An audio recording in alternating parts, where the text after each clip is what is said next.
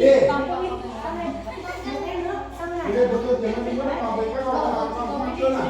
Để cô vừa xuống đấy. Để cân cả anh nữa nè.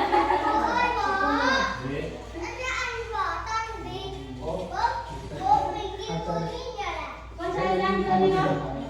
Lam đưa đi. Khi gọi vào đây đó chị nào.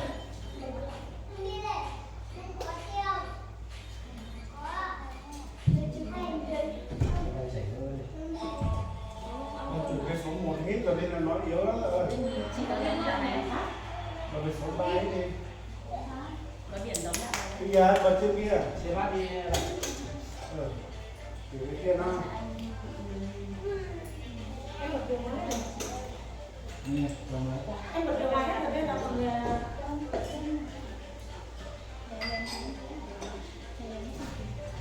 Đi, đi chắc là mới được trước.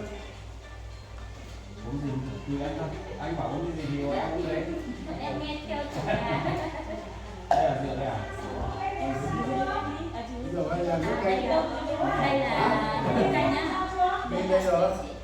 Đây là rượu nhá. Uống bia trước đi rồi. cứ xả lắm đi chứ không có rượu cũng được mà. Uống bia trước rồi.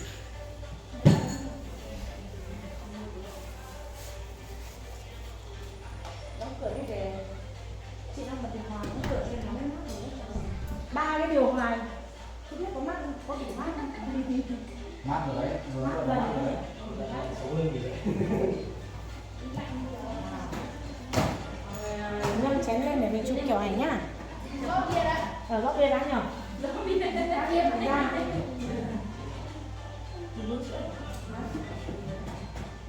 Hôm nay đứa nào uống nhiều nhất giơ tay lên xem nào. Trừ lau ra cơ. Không nhớ chị là uống suốt rồi. Chỉ hỏi đối thủ bên kia thôi. Các bố của em không uống được chứ ở đây ai cũng uống rồi. Nhưng là chị nghĩ là con không sẽ uống một cách thoải mái rồi. Nhưng mà nếu phải là thả ga thì chắc là Chị nói rồi, hôm nọ em đi ấy. Thế là Diêm ấy bảo là lần đầu tiên mà thấy mình uống bia như thế. Là như bọn em phải ép mình đá. nên cái kiểu của mình là sẽ không biết uống rượu đấy. Nhưng mà hôm nay về nhà là thề là không uống nữa.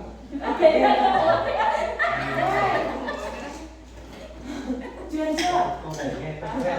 Truyền chưa? Lúc còn bác sĩ lên truyền cho. Rồi Em phải gọi bác sĩ lên truyền vài lần như chị. đấy tốt. Nhờ. Ô hết con này. Ít là kỳ sở cho Là như tụi nhỏ. nè, chỉ có để thiết đi nhỏ tiền gió. Nó cũng ở bên đây truyền luôn. Có cái bên ăn bé cho đi ăn cơm là mấy bạn bé cho ăn nhà mấy bạn bé. Đủ chưa? Đủ cốc và đá chưa? Tình hình là một đĩa thịt này cho bên kia đi xa đó. Đúng rồi đấy, đều có bắt được đây chưa? Đây đĩa thịt. Cốc có đá chưa? Mấy cốc này có đá chưa? Có hết rồi. Còn cho cái nước canh Quay quay hiện tại em quay sân của sân nhé. Con gió nhá. À đấy chụp cho chị nữa. À con chụp rồi. Ok. Chú con chưa có. À, đây đây. Ô có gì không có chớ. Con chả cũng nhiều gì lờ. Con chả cũng không muốn gì lờ.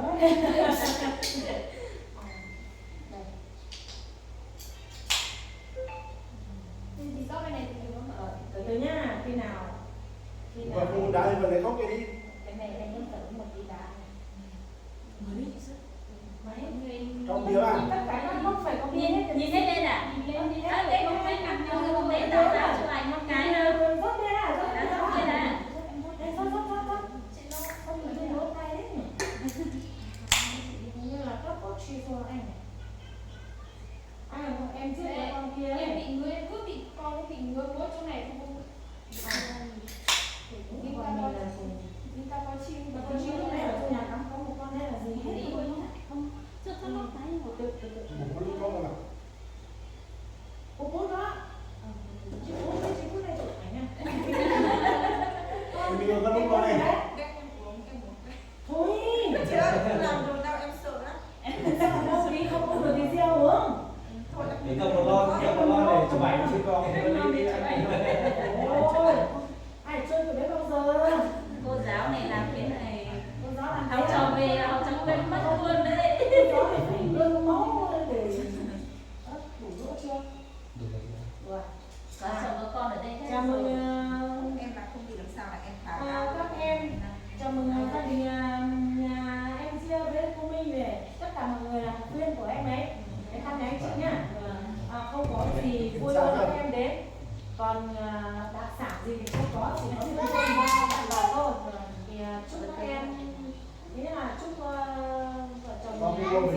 ăn nữa. khỏe hạnh phúc. Chia nhau ăn Luôn nữa. là những người thầy, người anh, người chị truyền đạt cho các em những cái kiến thức để các em sau này các em thành đạt.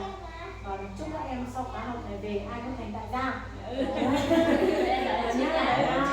Chúc mừng thầy. Phải như là nó bật lên nhá. Gia đình nhá.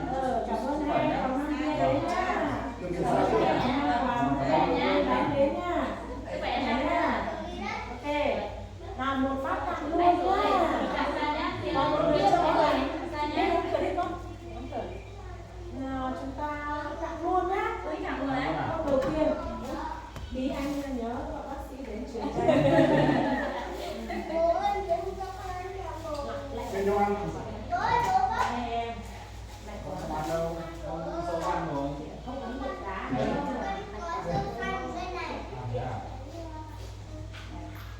Đây. Lần lượt từ A đến Z.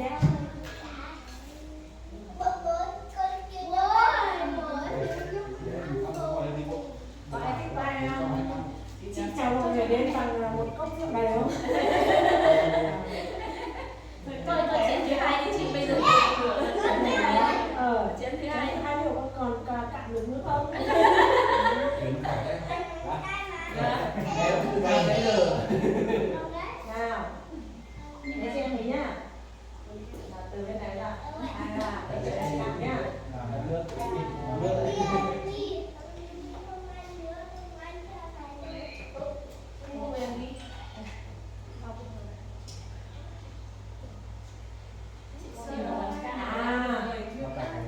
Nào lần lượt.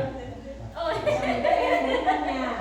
Hôm đấy thì đi. Nghe đâu đó là các em bảo là mình là fan hâm mộ. Người đi bán hàng hoặc đi chơi một Biết chỗ. có phải hâm mộ không? Về tốt. Chị em biết chị từ cái video mà chị bảo là để mọi người Về luôn. chị giấy kho ấy, em biết chị từ cái video đấy. Biết câu của Từ giấy kho ấy. Không phải nhà bếp nè. Giấy kho, giấy kho. Rồi sau từ cái video đấy Đây. Vừa đi lấy đi. drama khắp đất nước, nước ngoài đấy. Có người thì bảo là trong các 200.000 và cũng là đi làm từ thiện đấy thế. Hai người thôi. Mà không sao em ạ. Và cả tấm lòng. Nào, cô giáo uống một chén đầy xem nào. Biệt, và có người biết uống rượu.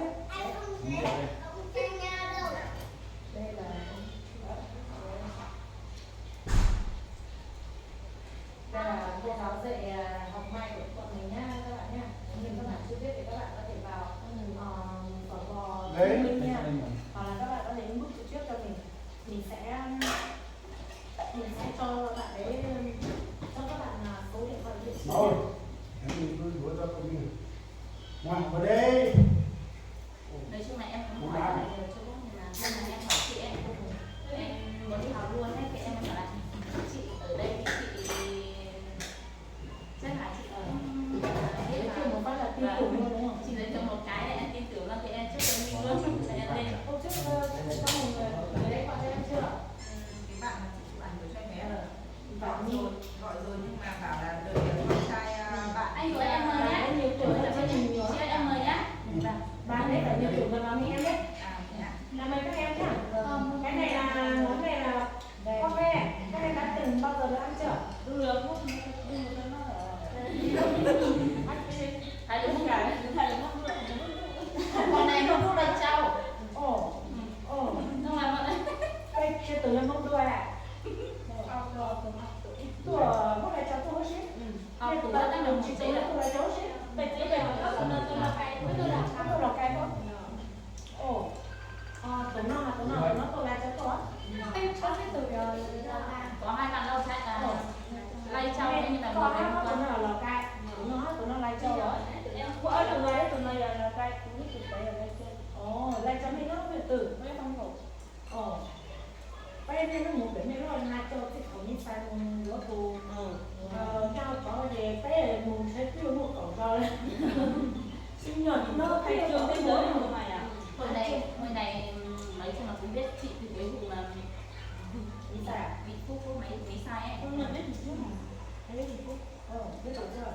Có người cũng lời đấy, có người cũng biết. Thế rồi YouTube có lo cái này không? Cắt đi. Trời ơi, Mình chơi mình uống rượu. hôm nào chị không rủ mà ra, hôm nào thì bọn em lên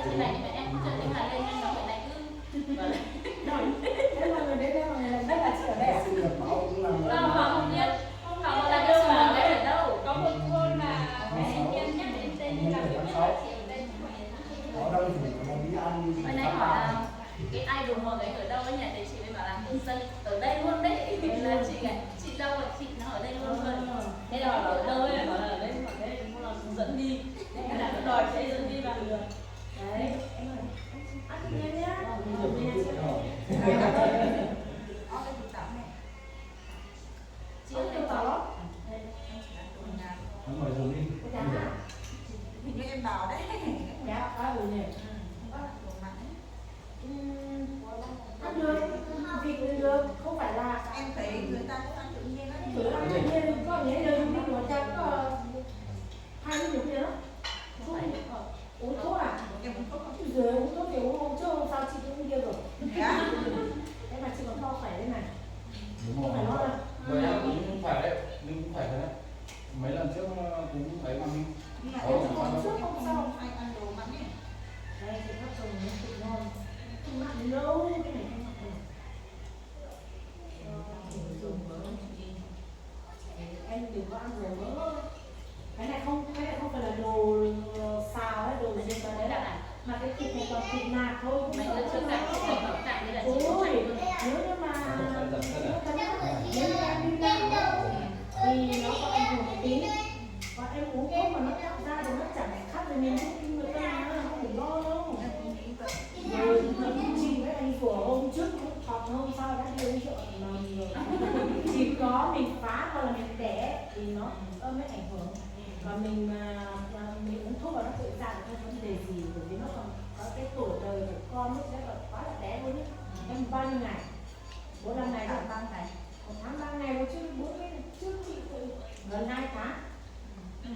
Lúc nó ra to bằng quả trứng vịt. uống đi mấy chị em Không uống. là con biết không nào. ăn đi làm chưa ăn chưa? Uống cạn hết đi. Chị ăn rồi đấy. Nhanh để vào uống rượu. Nhanh uống rượu nhá. Để lắm rồi nhá. Uống rượu. Đi con.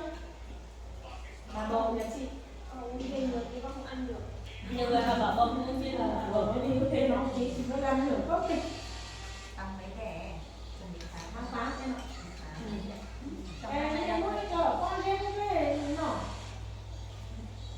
Bia. Nó là dùng của các kiểu mà được. Mẹ đang muốn con đi lấy một cái ô như thế này. Để sau đi để mọi cái đường. Ở đây thằng nào lấy thì thằng nào tự lấy à? Nhưng mà Ai lấy thì order. Order. Xin. Ủa mẹ cũng mất một đá cho nó hát. Đã khá sợ. Dùng tay không được mà. Đưa chị phục vụ rồi. Chị lấy tay bóc lên nhá. Chắc là như thế xong về nhà có nhớ nhau nhỉ. Đây, cho chị một cốc này. Đợt trước chị học có khóa mà chị học ở chỗ nhà Linh ấy. Đợt đấy là chị lôi mấy chị em kia ra đây chơi cũng là đợt mùa có con ve như này này. Mấy chị em ăn một bữa say tét tè nhè. Em có lấy đám Ai thích thế đấy. đi. ăn vâng. Anh khác chúng đây nè.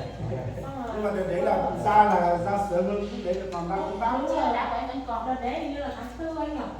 Mình còn được đi bắt xe, xong là còn về đây làm nấu một bữa ăn. Bây giờ các bạn đi về. Sau đấy là có bao nhiêu người chị? Đợt đấy ra đây ở cái bằng con này các em đấy, là 6 người đấy. Có cả người Đắk Lắk, Đắk Nông, Con Tum, Lâm Đồng các kiểu. Sơn La mình thì lại có ít nhờ. Đấy, Sơn La mình thì lại có ít. Bia, con xem em có ăn không, con bỏ đi xuống với nhá. Hai bạn kia ra, hai bạn kia có ăn không? Anh bỏ cho các em Đi đấy. đây. Không gì thôi. Kệ đi, không ngon gì thôi. Cho đi đây. Con nói với mẹ cứ lấy nào mới cứ lấy. Mà Đầu hết số hình đó. Hôm cho chị mượn cái cốc của em, chị cho đá mà. Đây là cái đá có. Đấy mà đây lại chị con đi kèm. Là bốc nhá. Bốc đi. Ơi, đây, Bốc có một luôn không? nắm mạnh vào. Gạt idol của mấy đứa và mấy đứa nắm mạnh vào.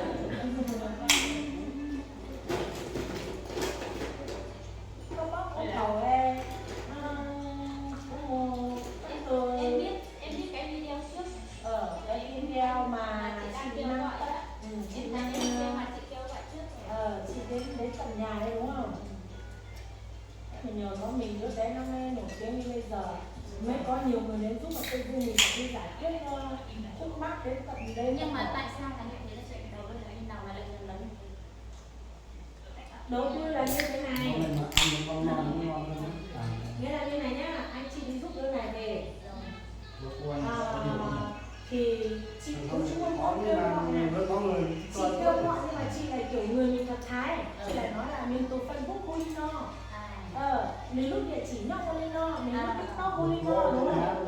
Thì là mình kêu gọi nhưng mà mình không muốn người ta chuyển khoản cho mình, và những người khác thì ví dụ như chị em mình thân quen nhau thì có 2 người trên điện viên, một người ở trong năm Đắk Lắk hay sao ấy, là một người trên điện viên chuyển được 200.000, có một đứa chuyển được 100, có một đứa chuyển được 80, là cái tiền mà chị nhận được những người mà chuyển cho chị là 4 người thì được 800.000, chị em đấy là được 1.200.000. Còn lại là những người mà từ trong một tháng ấy, là người ta viết qua video của chị là người ta chuyển hàng ngày cho nó, nhiều cây có nhiều con đấy luôn, không chỉ chuyển tiền thôi mà có mua quần áo mới, mua gạo mới cũng gửi cho nó.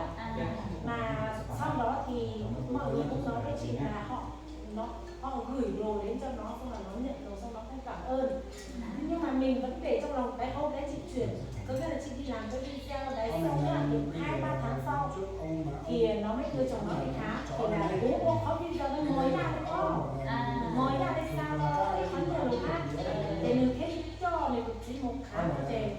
Chắc có nhiệt thời điểm họ giúp với ngân hàng em không Giờ mới làm đi, chắc là có video tôi mới làm tốt mà giờ từ video của chị đi.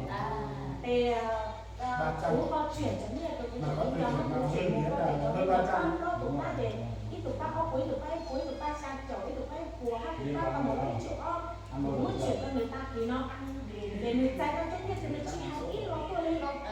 Thì chị cũng nghĩ là con mình giúp họ thì mình giúp thôi, nhưng mà lâu lâu tự dưng lại có một người đến bình luận chị bảo là ngày lo tôi sẽ lâu hơn và cháu chỉ một phát từ dễ rồi đi khỏi nghề có nếu tụi bình luận lên đó chị cũng ui cái video té mà cũng chỉ hay có dễ đấy cô kìa chị muốn một ngày phát ở này video phát là có nhiều trò xưa chị phát ở này chị có nhiều trò rồi nó tên xe này có phát là tức chị ui là một trò hết tại là những cái này là nó chặt khe rồi những chị có thể là tại tao chị tao có hai video lên đó xuống trên cũng dài ít nhiều người bình luận cho cháu cũng phải đi video ông đấy có chủ đúng không? Có bạn có trời bỏ về thế này chứ đừng có cho tiền sao không bán mà đúng là hôm đấy nhá nó nhận tiền của chị xong nó không nói gì được với em sao chị đi hỏi chị nên hỏi con em có nhận được tiền không, chị không phải là muốn em cảm ơn chị một câu mà có nghĩa là em phải chỉ muốn xác minh là em đã nhận được tiền của chị và bạn bè của em đấy để bọn chị yên tâm, mà sao em không nói gì thì ngày hôm mà chị đau á cái mã QR của nó về tài khoản của chị là ngày hôm đấy là bao nhiêu khách hàng của chị chuyển tiền về cho chị đưa hết số tài khoản của nó cho họ và họ chuyển hết tiền vào số tài khoản của con này. Thế là con chuyển được nhiều Nó nhận được tiền của rất nhiều khách hàng của chị, 6 triệu hay là gì đó, tiền là tiền của khách hàng của chị và còn với là tiền chị ủng hộ nó nữa. Thì đến lúc mà chị gọi cho nó từ lúc mà cuối giờ chiều, ngày hôm đấy là cuối giờ chiều chị gọi nó không nghe, đó là chị gọi đến 1 giờ sáng nó không nghe thì chị bởi vì chị kiểm tra mà bao nhiêu người khách chuyển tiền cho mình thì đến lúc sát chiều tối cho họ từ hỏi là chị ơi con trai con chân kia là nó không biết đúng, thế hiểu chưa? Thế thì đến lúc mà mình biết là mình chuyển nhầm mắc QR của mình trong cái đấy thì chị mới bắt đầu gọi đến 1 giờ sáng nó không trả lời. Chị bực quá, chị nghĩ là đi qua con trai con chân kia con nó chuyển hết ít thì bên một sáng nó sẽ không rồi bên ba rồi con mấy chỗ rồi con bên chồng nó xin biết em phải gửi một lời cảm ơn là em đã nhận được số tiền chị và bạn của chị. Tối thiểu nhất là phải như thế. Nhưng mà kể cả là em nghĩ cái đấy là kể cả là mình có giận đến nỗi nào thì khi mình chỉ bất một sai hoặc là một phút gì đấy nhắc là gì cả mình cũng chả sao Tại đến lúc mà chị mắng nó rồi nên là nó bảo là đây là lần thứ 3 chị em rồi, nhưng mà đây là lần thứ 3 mà em không cảm ơn mà hôm nay là một cái ngày mà chị chuyển tổng số tiền là Việc có gì không làm sao gì thì em có nhận được không? Thế là nó không có gì. Đúng nó chuyển hết tất cả số tiền của khách hàng của chị ghi là 6.3 triệu, 4 lần hết 6.3 triệu. Thế thì chắc là bà này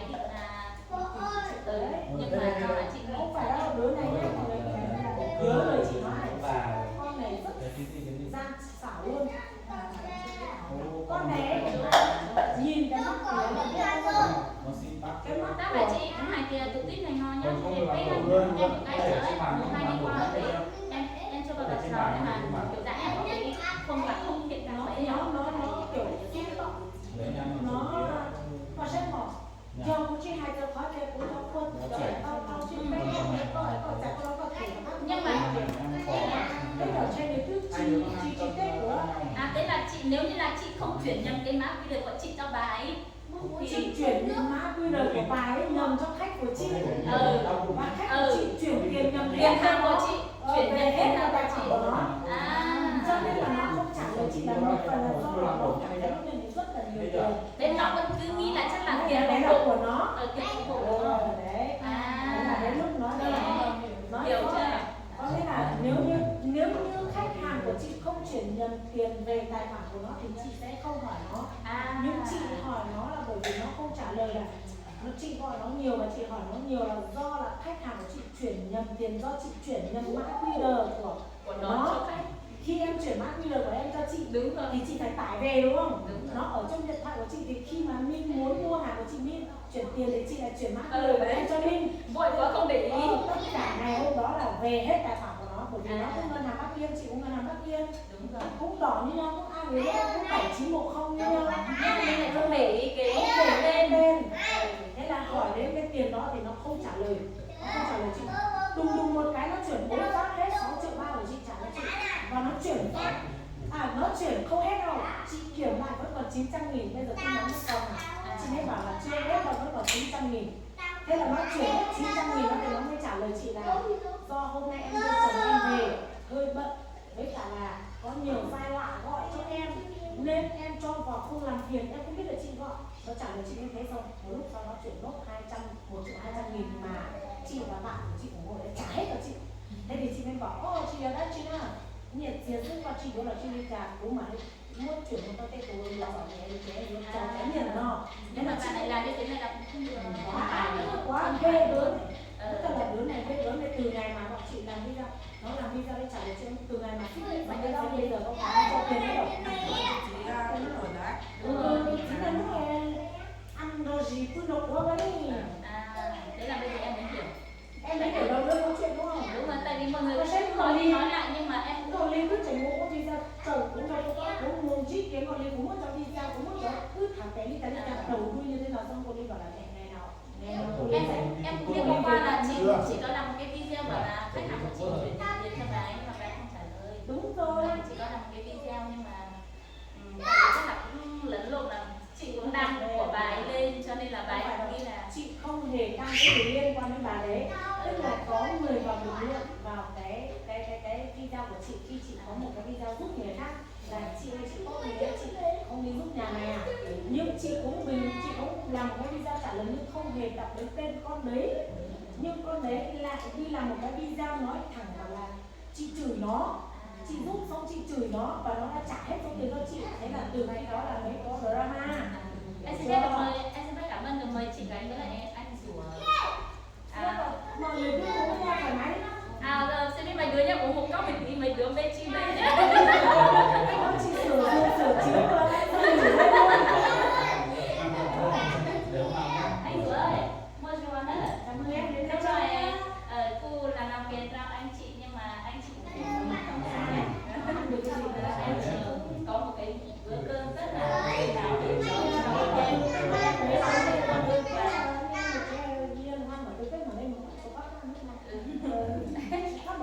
trong sách sang lấy này cô trẻ hai cháu nên là chị gái thì cũng là chị dâu của em và anh ruột thì cũng là anh trai của em anh trai họ chị là chị dâu cũ của anh ấy con nhà bác ruột của em ấy chị con nhà bác ruột ấy mà được thấy cái thằng kia nó giống chị giống chị cô lâu phải là con đấy thằng đây này là là con của chồng cũ của chị là con của anh trai con nhà bác cách người nhà luôn cách người nhà bên anh ngoài em là là cách cách người người nhà nhau anh bố ruột chồng cũ của anh chị ruột ơi em cho chồng người anh chị đã học với nè anh đi thảo ấy tôi cho bay nó chạy hai một xã em con chào cô chị gái mẹ của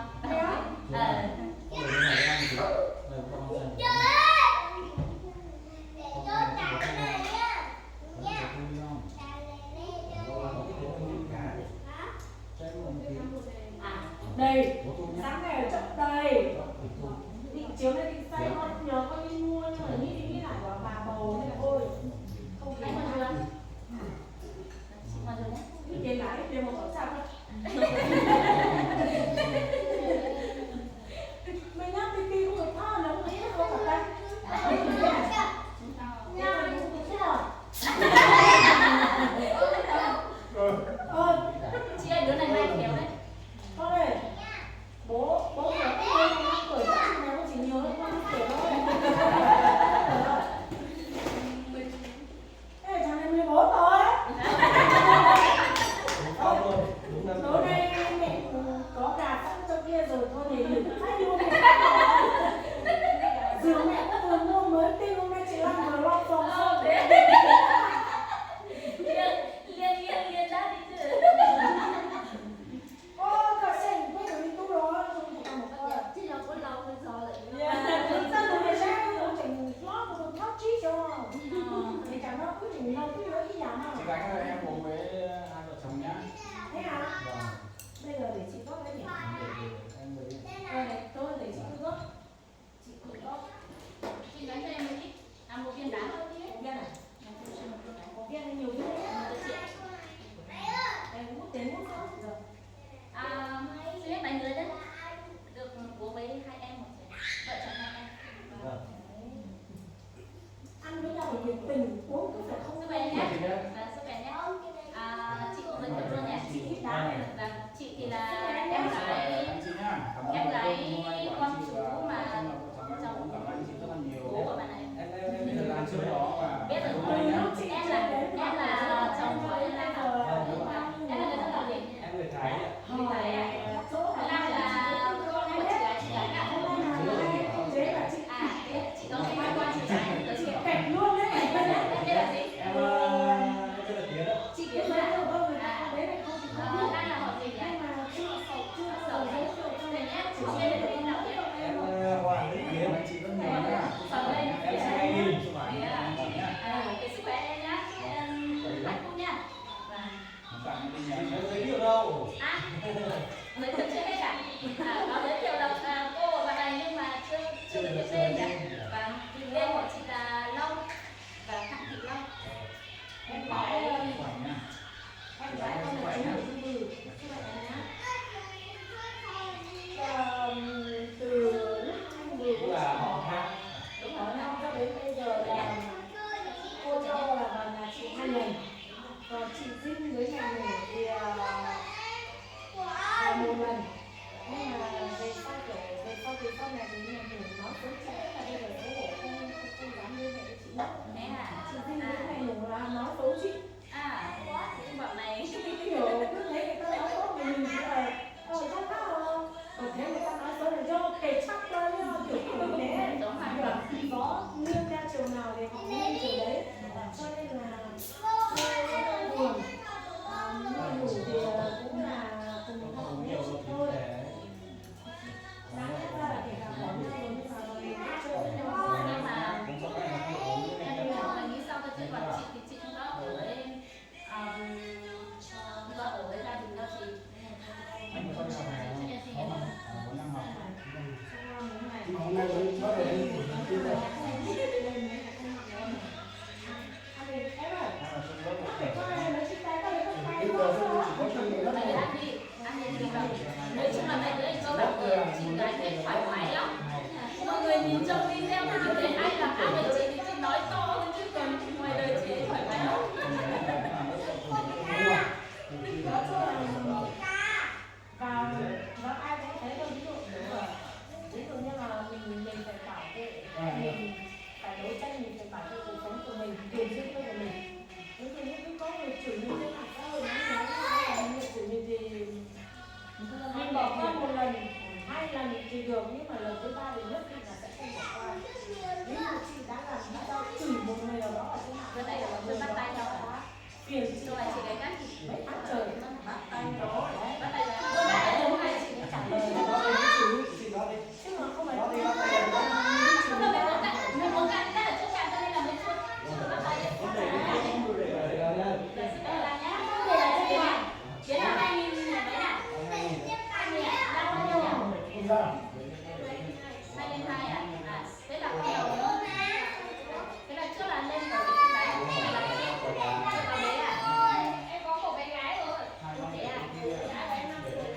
5 tuổi này rồi này. Rất là lớn rồi. Để giống bạn nhanh lên chưa? Nhanh chưa?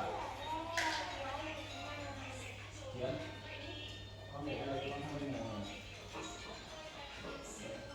Bạn ngoan chưa? Chị gái thế là nhân viên đầu tay, đúng tay của chị ở đây à? Đúng rồi. Không phải nhân viên này không phải là nhân viên ứng phó viết mai đâu. Nhân viên này sau khi phải sau thì nó phải đi gặp thân đã. Còn nhân viên ứng tay của chị là hai ba cô người kia thôi. Phải đúng không? Thế là chị thuê một cái có hàng là chị cũng thuê không? Tất cả bây giờ chị có may đâu. Tất cả hàng của chị kể cả đi nước ngoài cho biết để con này đính hàng. Chồng chị đính hàng. Còn chị chỉ là việc giao dịch với họ. Ngồi nói chuyện điện thoại, bấm điện thoại. Còn liên quan đến may các thiết kế là chị chỉ cần nói là em ra, chị chỉ cần nói là mẫu như này, mẫu như này, mẫu như này, mai cho chị mẫu này, cỡ này, cỡ này là cô người kia cái may hết rồi chị. Sau này em lên chơi Còn tiến đây đúng bạn đấy. Lý Hà thì hoàn toàn là người Mông nên mà thiết kế Thế này lùi thì chỉ có năm nay chị không may thôi, còn mấy đợt từ tất cả những cái bộ Trung Quốc em treo ở đây là chị may hết. Nói chung là để chị may rất là may nhưng mà bây giờ kiểu như là ví dụ như là chị làm một ngày có khi chỉ được một bộ, bán bộ đấy xong có khi chỉ lãi được khoảng 200 là kỉnh rồi. Thế nhưng mà chị ngồi chốt hàng một ngày mà chị hay là khách hàng hơn thì có khi mình là lãi được mấy triệu. Mình tính ở chỗ là một ngày mình có thể làm ra mấy triệu chứ không phải là một ngày mình làm ra 100, 200. Cho nên là bây giờ là ví dụ như là cứ có khách chị thì chị lại mua